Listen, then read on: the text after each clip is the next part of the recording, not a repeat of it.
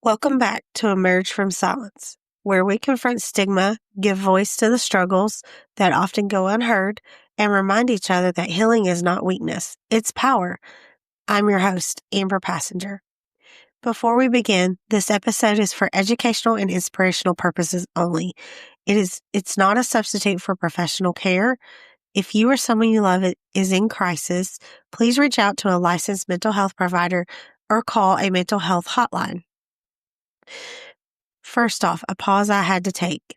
I want to start by saying I'm truly sorry for not posting an episode last week. I was very sick, physically worn down, mentally exhausted, and emotionally drained. It was one of those moments where everything in my body and soul said stop, and for once I listened. The pause reminded me how hard it can be for many of us to give ourselves permission to rest. We've been taught that taking a break is quitting, that asking for help is weakness, and that we must constantly hustle to be worthy. But rest isn't quitting. It's part of the journey. And sometimes the most radical thing you can do is allow yourself to slow down. Rest isn't just something we deserve. It's something we need to survive and thrive. And that's what led me to this episode. Today, I want to have a real conversation, not just about my need to rest, but about a group of people who are often never given the chance, our military service members and veterans. This episode is dedicated to them.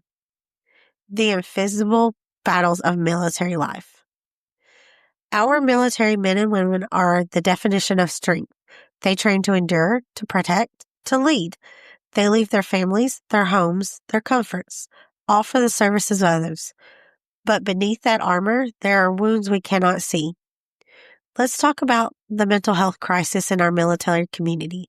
It's not just a story of trauma, it's a story of silence. And silence is dangerous. Silence is what takes lives. PTSD, which is post-traumatic stress disorder. PTSD is one of the most common and misunderstood issues in the military. It's not just about reliving one bad moment. It's about being trapped in an endless loop. Flashbacks, hypervigilance, insomnia, panic attacks. These become daily realities. Veterans might react to fireworks as if they're under fire. They may avoid crowded places because their nervous system never feels safe. PTSD rewires the brain. And what makes it worse is that many veterans are ashamed to even admit it. They're told to suck it up or get over it. But PTSD isn't a sign of weakness. It's a very human response to inhumane situations. Anxiety and depression. Imagine going from combat zone back to civilian life. 1 minute you're making life and death decisions, the next you're navigating traffic or trying to rejoin a society that doesn't understand what you've been through.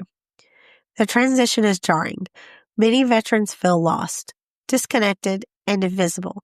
Some say, I had a purpose over there. I don't know who I am now. And that loss of identity, that loss of meaning, can spiral into severe depression. Anxiety creeps in, sleep becomes impossible, trust becomes hard. Morale injury. Let's take a moment to address something that rarely gets talked about, morale injury. Morale injury, what happens when a person's internal morale code is violated. Maybe they witnessed something horrific. Maybe they had to make a split-second decision that cost lives. Maybe they were a part of something that haunts them. The guilt, the shame, the internal torment. It can be unbearable. It doesn't just affect the mind. It attacks the soul. Substance use and addiction. When the pain becomes too much, many veterans turn to something, anything, to feel okay. For some, it's alcohol. For others, it's opioids or other substances. It's not about wanting to party. It's about needing to be numb. It's about trying to silence the noise, the memories, the weight of survival. And again, this often happens in silence because stigma is louder than pain. Traumatic brain injuries.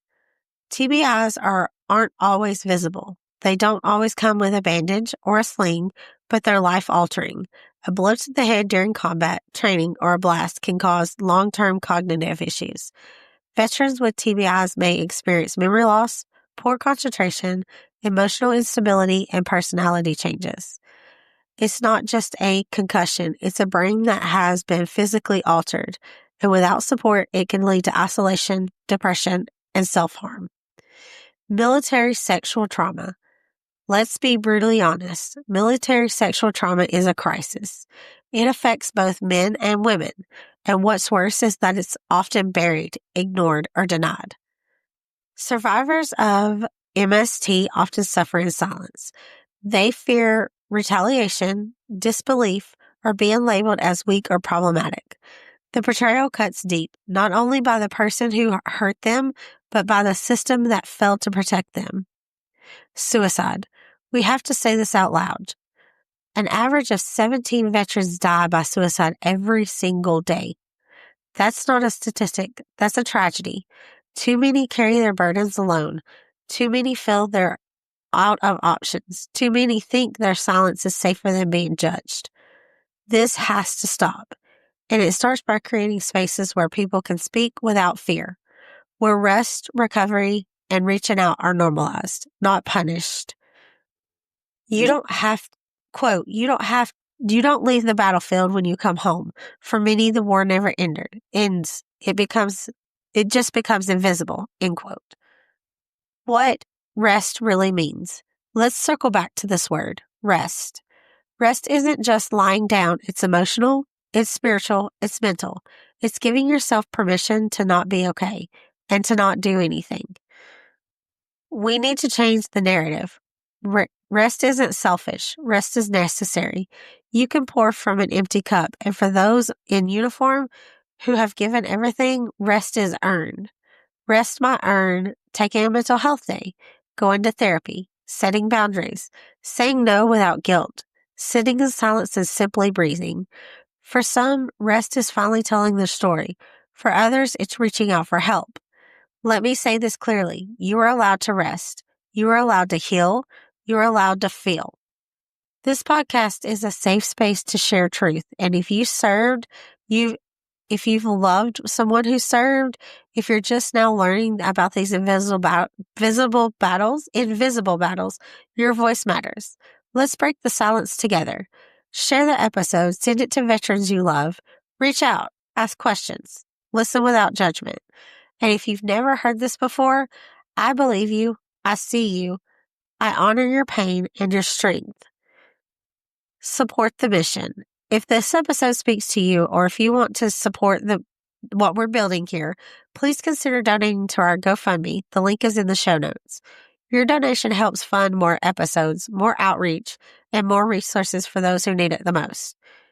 You can also support us by visiting emergefromsilence.store and use promo code POD15 at checkout to receive 15% off your purchase.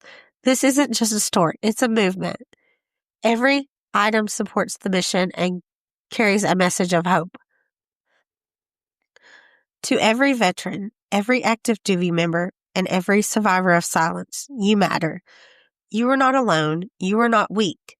You are worthy of love, of support, and of rest.